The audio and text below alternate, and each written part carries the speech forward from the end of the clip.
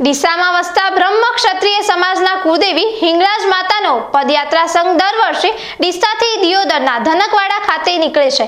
આ પદયાત્રા સંઘનું દર વર્ષે ધામધૂમથી પ્રસ્થાન કરવામાં આવે છે, ત્યારે આ વર્ષે પણ ડીસાના 3 હનુમાન મંદિરથી આ પદયાત્રા સંઘનું પ્રસ્થાન થયું છે, જેમાં બ્રહ્મ ક્ષત્રિય સમાજના ભાઈઓ અને બહેનો વિશાળ સંખ્યામાં જોડાયા હતા।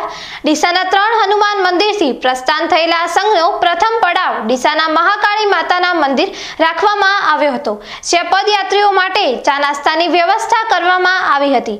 ત્યારબાદ બપોરનું ભોજન વાઘપુરા ખાતે રાખવામાં આવ્યું હતું અને સાંજે ભીલડી ખાતે દેરાસરમાં ચા નાસ્તો કરીને સંઘ નેસડા પહોંચ્યો હતો અને ત્યાં રાત્રિ રોકાણની સાથે ભોજન પ્રસાદનું આયોજન કરવામાં આવ્યું હતું।